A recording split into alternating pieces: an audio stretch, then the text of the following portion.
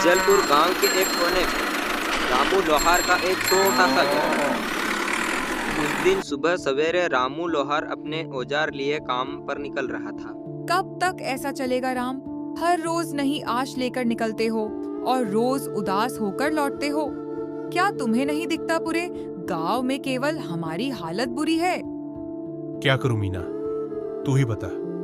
मेरी किस्मत ही फूटी हुई है तो मैं क्या कर सकता। जब भी हालत सुधरने लगते हैं कुछ ना कुछ ऐसा हो जाता है कि सब फिर से बिगड़ने लगता है। अब देख, पहली बार कुछ जैसे तैसे जमा किया तो तू बीमार पड़ गई, सब खर्च हो गया। फिर मोहन के पैर में वो गहरी सोट, पूरा पैसा इलाज करवाने में लग गया। फिर से सब कुछ खत्म हो गया। तभी 10 साल का मोहन दौड़ता हुआ आया और उसकी आंखों में एक मासूम भूख थी और मन में कुछ कहने की इच्छा भी। पिताजी, मेरे मन में कई दिनों से अच्छा खाना खाने की इच्छा हो रही है। हमारे घर में दूसरों की तरह पकवान क्यों नहीं बनते? रामू की आंखें नम हो गई। तू चिंता मत कर बेटा, हमारे दिन भी जरूर बदलेंगे। एक वक्त आएगा कि हम दूसरों से भी अच्छे पकवान बनाएंगे। फिर तेरा दिल करेगा वही बनाकर खाएंगे। लेकिन पिताजी, एक बात बोलूं, जब पड़ोस की सानिया अम्मा के घर से पकवान की खुशबू आती है ना, तो मैं तो खिसा चला जाता। एक दिन शला भी गया था, लेकिन उन्होंने देखते ही खाना सुपा लिया और कहा, यहाँ मत आ, भाग जा यहाँ से। तो मैं वापस आ गया। मीना की आंखों से आंसू निकल पड़े, जैसे कि उसका दिल किसी ने मसल कर रख दिया। रामू कुछ नहीं बोला, चुपचाप अपने औजार लिए काम कर निकल पड़ा। रामू की दुकान गांव के चौराहे पर थी। उस दिन उसने जैसे ही भट्टी सुलगाई और हथौड़ा उठाया, उसको लगा कि उसके बाजुओं में अब पहले जैसी ताकत नहीं रही। उसके हाथों की सोटें भी जैसे थक चुकी हैं। हे भगवान, अब कितनी परीक्षा लोगे? आज एक भी ग्राहक नहीं आया और ऊपर से घर की हालत। मोहन की मासूम बातें सब कुछ तोड़ के रख देती है। तभी गांव का जमींदार वहां आ पहुंचा। उसके चेहरे पे एक औपचारिक मुस्कान थी। हाँ राम, क्या हुआ? अब तुम्हारे हाथ में पहले जैसी ताकत नहीं दिख रही। क्या बात है? मन कुछ ओझिस लग रहा है, क्यों? हाँ जमींदार, अब आप तो सब जानते हैं, फिर भी पूछते हो। मेरा परिवार बहुत बड़ी आर्थिक तंगी में है। मेहनत तो बहुत करता हूं, लेकिन हाथों में किस्मत नहीं है। मुखिया चुप रहा, लेकिन तभी बगल से कालू आ पहुंचा। गांव का वो आदमी जिसे दूसरों के दुख में भी मजा आता था। जमींदार जी, मैं तो कहता हूँ कि इस राम को गांव से निकाल देना चाहिए। इसकी मनहूस साया धीरे धीरे पूरे गांव में फैल रही है। कहते हैं कुछ लोग ऐसे होते हैं जिन पर काल की साया होती है और वो पूरे गांव को बर्बाद कर सकते हैं। जमींदार पहले सोचा, फिर हंसने लगा। कालू भी हंसने लगा। अरे कालू, तू भी न सोड अब सल यहाँ से। दोनों राम की हालत पर हंसे और चले गए। राम वहीं बैठा रहा, आसमान की ओर आंखें उठाए।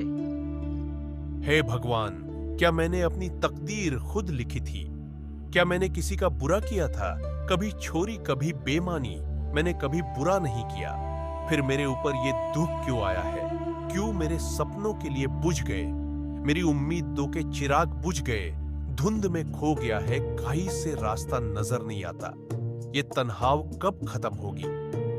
उसकी हथेली से हथौड़ा गिर पड़ा। उसका हौसला और भट्टी से पहले ही बुझ गया था। मैं आज भी खाली हाथ जाऊंगा। मीना उम्मीद लगाए बैठी होगी। मेरा तो घर जाने का भी मन नहीं कर रहा। मैं क्या करूं? मेरा बेटा भूखा होगा। शाम को रामू थके हारे अपने घर पहुंचा। उसका चेहरा उदास था। जैसे ही उसने घर में कदम रखा, मीना ने उसे देख लिया। अरे क्या हुआ राम, आज तुम्हारा चेहरा इतना उदास क्यों है? अरे कुछ तो कहो। राम की आंखें भर आई। उसने धीरे से मीना की ओर देखा। अब तो पूरा गांव वाले मेरी गरीबी के बारे में मजाक उड़ाने लगे हैं मीना। और क्या कहूं, आज तो एक भी ग्राहक दुकान पर नहीं आया। और ऊपर से जमींदार और कालू, वो दोनों मेरी गरीबी के ऊपर हंसते हुए चले गए। मैं तुम्हारे लिए खाने के लिए भी कुछ नहीं ला सका। मीना चुप हो गई। उसकी आंखें भर आई। सुबह जब तुम दुकान जा रहे थे, तब मैं भी तुम्हें कुछ बोल रही थी। इसमें गलती मेरी भी है। मैं भी तुम्हारे दुख को पूरी तरह समझ नहीं पाई। फिक्र मत करो, भगवान सब ठीक करेगा। रामू कुछ नहीं बोला, बस चुपचाप चारपाई पर लेट गया। उसके हाथ कांप रहे थे, बस आवाज नहीं निकली। अगली सुबह होते ही मीना ने रामू से कहा, राम खाने के लिए कोई सिस उधार ले आवो, हमारे गांव की दुकान से तुम्हें कुछ उधार दे दे। नहीं मीना, मैं कल भी गया था उसके पास। वो पहले अपना पीसला उधार मांग रहा है। अब मुझे उसकी दुकान पर जाते हुए शर्मा आती है। मुझे नहीं लगता कि हमारे हालात कभी भी ठीक हो सकेंगे। ऐसा ही चलता रहा तो हमें ये गांव छोड़कर जाना पड़ेगा। गांव में मैं पहले से ही 2-3 लोगों से उधार ले चुका हूं। अब मेरे अंदर इतनी हिम्मत नहीं कि किसी और से उधार मांग सकूं। सबको पता है कि मैं उधार लेकर वापस नहीं करता। वापस करूं भी तो कहां से, हमारे पास इतने पैसे ही नहीं होते। जो आते हैं लग जाते हैं। हाँ राम, यह तो है।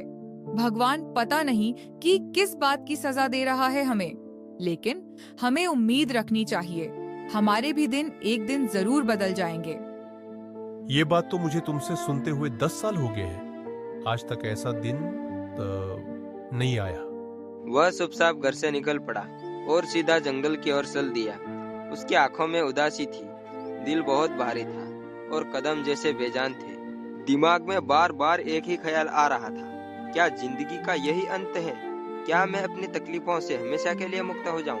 रामू आत्महत्या के विचारों में डूबा हुआ गांव की सीमा तक पहुंच चुका था। तभी सामने से जमींदार आता हुआ दिखाई दिया। अरे राम, आज दुकान नहीं खोली क्या? तुम तो सीधे जंगल की ओर निकल पड़े।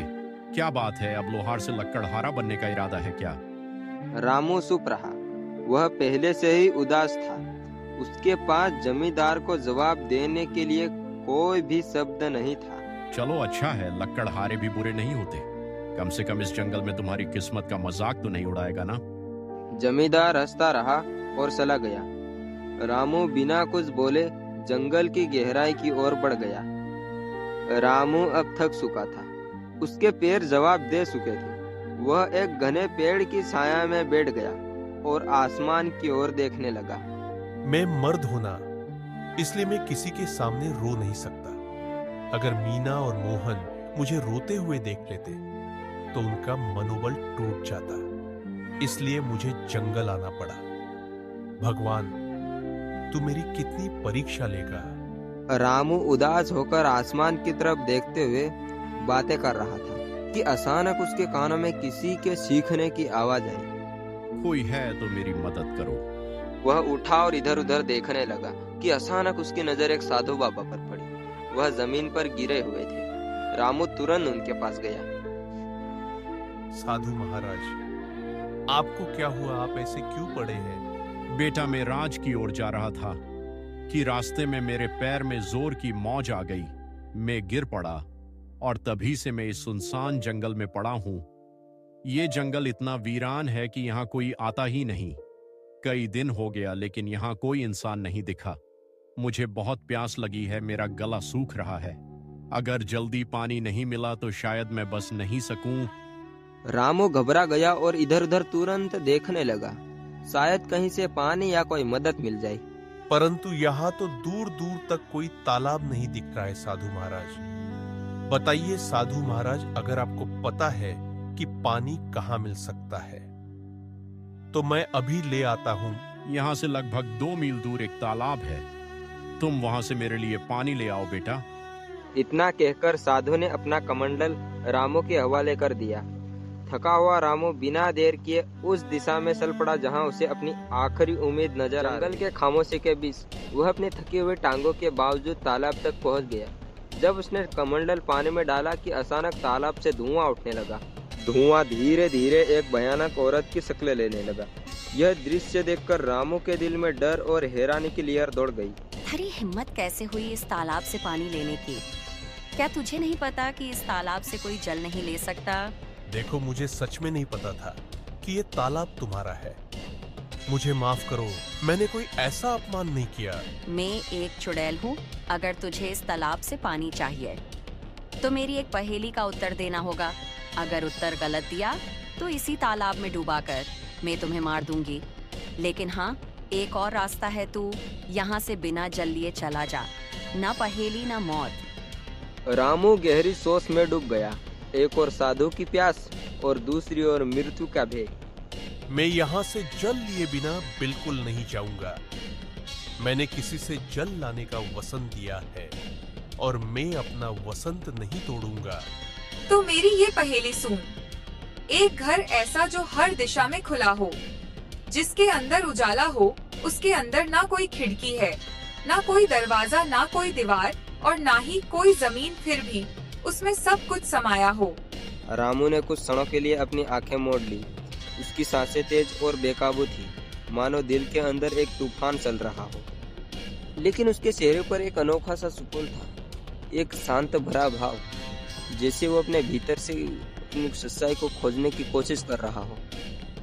अंदर से बेचैनी के बावजूद उसके माथे पर एक दृढ़ संकल्प रेखा नजर आ रही थी, जो ये बता रही थी कि वह हार मानने वाला नहीं है।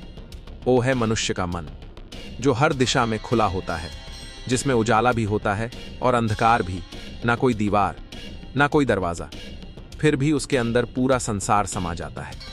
चुड़ैल कुछ पल चुप रही, जैसे वो रामू के उत्तर पर हैरान रह गई हो। फिर अचानक वह जोर से हंसने लगी, एक ऐसी हंसी जिसमें हैरानी और गुस्सा और शायद थोड़ी सी खुशी भी छुपी हुई थी। तू पहले योगी है, जिसने मेरी पहेली का सही उत्तर दिया है। जा, जितना जल ले जाना है उतना जल ले जा। आज तुझसे मिलकर मुझे प्रसन्नता हुई। रामू ने अपने कमंडल को साफ और ठंडे पानी से भर लिया। उसकी आंखों में एक चमक थी, सफलता और संतोष की। फिर वह तेजी से लौट पड़ा। कदमों में जल्दी थी लेकिन दिल में शांति। वह उसी स्थान पर पहुंचा जहां साधु महाराज निर्जीव से पड़े थे, जैसे उनके जीवन की आखिरी उम्मीद सिर्फ रामू के वापसी से जुड़ी हो। लीजिए, साधु महाराज में जल ले आया हूँ। साधु ने जल पीते ही रामू को गहराई से देखा। उसकी आंखों में हैरानी और आश्चर्य साफ झलक रहा था। बेटा, क्या तुमने सच में इसी तालाब से जल लिया है? हाँ महाराज, आपने कहा था और मैंने निभाया। मुझे लगा था तुम जल नहीं ला पाओगी, क्योंकि मैं जानता था उसे तालाब में एक चुड़ैल का वास। जब भी कोई मनुष्य जंगल में आता है, मैं हमेशा उसकी ऐसी ही परीक्षा लेता हूँ। अक्सर मैंने देखा है कि वह मनुष्य चुड़ैल के दर में भाग जाता है, लेकिन तुम पहले मनुष्य हो जिसने उसे चुड़ैल की पहली को हल किया और मेरे लिए जल लेकर आए हो। इतना कहकर साधु ने अपनी आंखें बंद की और मंत्र पढ़ने लगा। तभी वहां रंग बिरंगी किरणों से एक सुंदर हिरण प्रकट हो गया। तूने मेरी मदद की है, इसीलिए मैं तुम्हें यह भेंट देना चाहता हूँ। साधु महाराज, इतना तो मुझे पता चल गया है कि आप कोई चमत्कारी साधु हैं, परंतु मैं इस हिरण का क्या करूंगा महाराज? इसे अपने घर ले जा और अपनी बेटी की तरफ पाल इसे, और याद रखना, ये हिरण तुम्हारा किस्मत बदल देगी। मैं जानता हूँ तू सबसे ज्यादा अपनी किस्मत की वजह से परेशान है, वरना तेरे अंदर कोई बुराई नहीं है। तू मेहनती लोहार है, तेरे मन में कोई लालच नहीं है और तू दूसरों की मदद करने वाला भी है। इतना कहकर साधु महाराज वहां से चले गए। रामू ने उस हिरण को सावधानी से उठाया और अपने घर ले आया। हिरण की सुंदरता और चमक देखकर रामू के दिल में एक नई उम्मीद जगी और उसने ठाना कि उसकी रक्षा करेगा और अपनी किस्मत बदलने की कोशिश करेगा। अरे, ये हिरण आपको कहाँ से मिला? रामू ने सारी कहानी मीना को बताई। हमारे घर तो वैसे भी खाने के लाले पड़े हैं। साधु महाराज को अगर देना ही होता तो धन देते, इस हिरण को क्यों पकड़वा दिया? हाँ, अब साधु महाराज ने हमें दिया है तो कुछ सोच समझ के ही दिया होगा। उन्हें भी तो हमारे इस हालत के बारे में अच्छी तरह पता था। तभी वहाँ मोहन आ गया। पिताजी, ये हिरण तो वाकई में बहुत अच्छा है। मेरे साथ तो अब गांव का कोई भी बच्चा नहीं खेलता, क्योंकि हम गरीब है ना, लेकिन अब मैं इस हिरण के साथ खेलूंगा। इतना कहकर मोहन हिरण को लेकर घर से बाहर चला गया और खेलने लगा। हिरण इतना सुंदर था कि वाकई में अगर किसी की भी नजर उस पर पड़े तो उसका मन मोह जाता। अगले दिन जब रामू अपनी दुकान पर जाने की तैयारी कर रहा था कि तभी गांव का जमींदार वहां आ पहुंचा। आप तो जमींदार हैं, मेरे घर पर क्या करने आए हो? इससे पहले तो आप कभी नहीं आए हो। भला मुझ जैसे गरीब के घर आने का आपका क्या काम है? हाँ, बात तो तू सही कह रहा है राम, लेकिन बात यह है कि मैंने तेरे बेटे को यानी मोहन को एक हिरण के साथ खेलते हुए देखा है, और वो हिरण वाह वाह वाह वाह बहुत ही सुंदर था।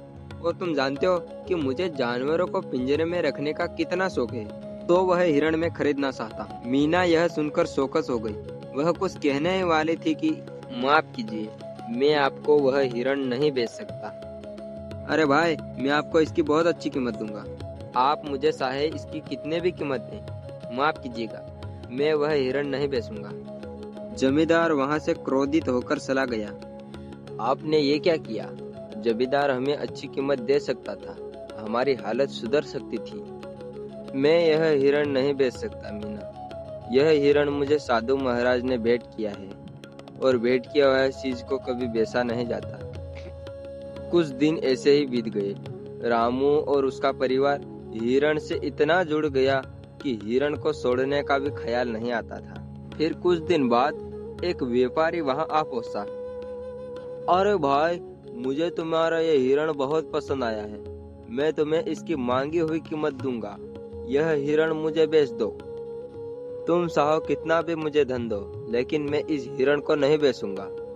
अरे, तुम गरीब के गरीब ही रहोगे, तुम सामान्य लोहार हो, समझते ही नहीं हो कुछ। व्यापारी वहां से चला गया। मीना रामू पर गुस्सा हो गई। जब से यह हिरण आया है, तब से हमारे खर्चे बढ़ गए हैं। पहले जमींदार को लौटा दिया और अब व्यापारी को भी मना कर दिया। क्यों नहीं बेचा इसे? मीना, ना जाने क्यों मुझे अब इस हिरण से एक खास लगाव हो गया है। और वैसे भी साधु बाबा ने मुझे कहा था कि इस हिरण को अपनी बेटियों की तरह पालना, और भला अपनी बेटियों को कोई मांगी हुई कीमत पर बेचता है क्या? खुद सोचो ना। मीना यह सुनकर चुप हो गई और नम आंखों से मुस्कुराने लगी। धीरे धीरे वह हिरण उनके परिवार का हिस्सा बन गया। वहीं रामोद नगर के राज्य महल में उदासी छाई हुई थी। राजा रतन अपनी 20 प्रिय पुत्री मोनालिको को देख रहा था, जो बेहोशी की स्थिति में थी। उनके बगल में राजगुरु थे। राज्य गुरु, क्या मेरी पुत्री ठीक हो पाएगी? मैंने राज्य के बड़े बड़े वैद्यों को दिखाया, लेकिन कोई फायदा नहीं हुआ। महाराज, आपकी पुत्री को एक विचित्र बीमारी है, इसका इलाज संभव है, लेकिन वह अत्यंत दुर्बल है। तो फिर जल्दी से बताइए ना गुरुजी, इलाज क्या है? ध्यान से सुनिए। एक मायावी हिरण का आंसू और एक गरीब मनुष्य का आंसू, जब ये दोनों मिलेंगे तो वे एक दिव्य पुष्प में बदल जाएंगे। उस पुष्प को राजकुमारी के शरीर पर स्पर्श कराना होगा, तभी वे ठीक हो पाएंगी। तो फिर बताइए, वह मायावी हिरण कहाँ मिलेगा? मैं उसे किसी भी कीमत पर ढूंढ लाऊंगा। और गरीब की बात तो कीजिए ही मत, हमारे राज्य में गरीब की कोई कमी नहीं है। आपने पूरी बात सुनी नहीं महाराज। अगर किसी गरीब को जबरदस्ती रुलाया गया तो वह आंसू व्यर्थ जाएगा। दोनों को अपने आप दिल से रोना होगा, तभी वह पुष्प प्रकट हो पाएगा। तो फिर क्या तुम्हें पता है राजगुरु की हिरण अभी वो किसके पास है? हाँ महाराज, मैंने साधना के दौरान यह देखा है कि वह हिरण एक बिजलपुर गांव के एक लोहार के पास है। राजा रतन अपने मंत्री को और 2 सिपाहियों को साथ लेकर बिजलपुर गांव के उधर रवाना हुए। कुछ ही देर में वह बिजलपुर पहुंचे। वहां गांव का मुखिया दौड़ता हुआ आया।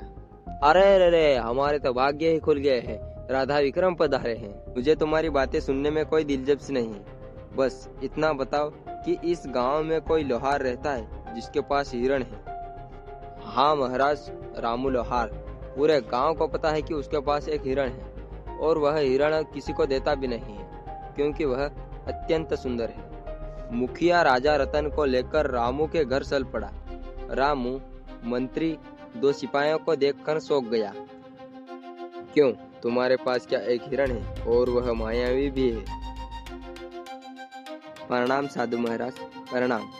हाँ, मेरे पास एक हिरण है, लेकिन मुझे नहीं पता कि वह मायावी है या साधारण, लेकिन वह मेरे बेटे जैसा है।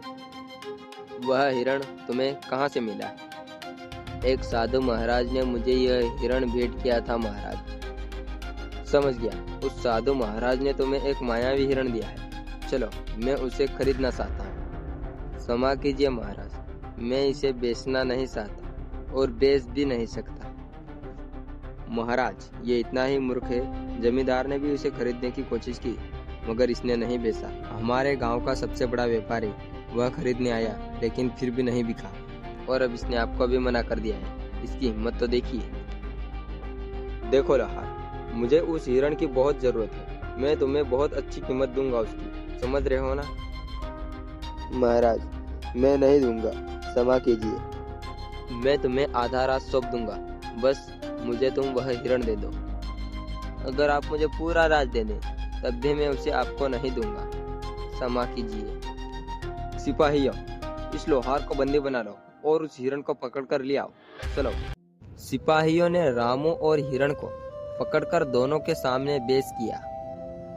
कैसा लग रहा है अब मूर्ख? मैं तुम्हें आधा राज देने को तैयार था और तुमने इनकार कर दिया। अब मैं तुम्हें इस हिरण को बिल्कुल नहीं दूंगा। देख ले इसे आखिरी बार, मूर्ख कहीं का। महाराज, मैं जानता हूँ कि आप जो निर्णय लेते हैं उस पर अड़िग रहते हैं। बस आपसे मेरी एक विनती है, मैं अपने इस हिरण को एक बार गले लगाना चाहता हूँ। मैंने इसे अपने बेटे की तरह पाला है। जा, तुम्हें इतनी मोहब्बत है तो जा, गले लगा ले इसे। रामू ने दौड़कर उस हिरण को गले लगा लिया। दोनों की आंखों से आंसू बहने लगे और वे आंसू जैसे ही जमीन पर गिरे, जमीन पर एक नीला फूल खिल गया। महाराज, यही वो फूल है जो आपकी पुत्री को ठीक कर सकता है। राजा रतन दौड़कर वह फूल लेकर अपने पुत्री के कमरे में गया। फूल जैसे ही पुत्री के शरीर को छुआ, वह होश में आ गई। राजा रतन खुशी से राज दरबार वापस आ गए। मुझे माफ कर दो रामू, मैंने अपनी पुत्री के प्यार में आकर तुम्हारे साथ अन्याय किया है। तुम्हारे आंसू सच्चे थे। अब मैं समझ गया कि तुम कितना सत्य बोल रहे थे। तभी वहाँ साधु महाराज प्रकट हो गए। महाराज, यह गरीब लोहार अपनी किस्मत से मारा है। मैंने ही उसे वह हिरण भेंट किया था और मैंने कहा था कि वह हिरण उसकी किस्मत बदलेगा। मैं जानता था कि आपकी पुत्री का इलाज उसी मायावी हिरण से होगा, लेकिन वह तभी संभव था जब हिरण पालने वाले की आंखों से सच्चे आंसू निकले, और सच्चे आंसू केवल सच्चे इंसान से निकलते हैं। साधु ने रामू को देखकर कहा, रामू, तुम्हारा काम पूरा हुआ। जैसे कि मैंने कहा था, यह हिरण तुम्हारी किस्मत बदलेगा। अब समय आ गया है। रामू, हम तुम्हें बहुत सारा सोना देते हैं। तुम्हारी वजह से हमारी पुत्री ठीक हो पाई है। हम तुम्हारा ये एहसान कभी नहीं भूलेंगे। महाराज, आपकी मेहरबानी है, लेकिन कृपा करके मुझे यह ना दे। नहीं नहीं रामू, यह भेड़ है और भेड़ को कभी ठुकराते नहीं हैं। आज से तुम मेरे राज्य महल में सलाहकार बनकर रहोगे और मेरे खजाने की रक्षा तुम्हारे कंधों पर होगी। तुम सच्चे इंसान हो। और हाँ, जिस गांव में तुम रहते हो, आज से तुम उस गांव के जमींदार हो। वह पूरा गांव अब तुम्हारा होगा। रामू पूरी दौलत लेकर अपने घर वापसी की राह में निकला, जो उसकी मेहनत, ईमानदारी और सच्चाई का अनमोल इनाम था। इस तरह एक सामान्य लोहार अपनी मेहनत और प्यार की वजह से अपनी किस्मत बदलने में कामयाब रहा। उसका जीवन अब पहले से कई ज्यादा खुशहाल और सफल था और वह अपने गांव के लिए एक मिसाल बन गया।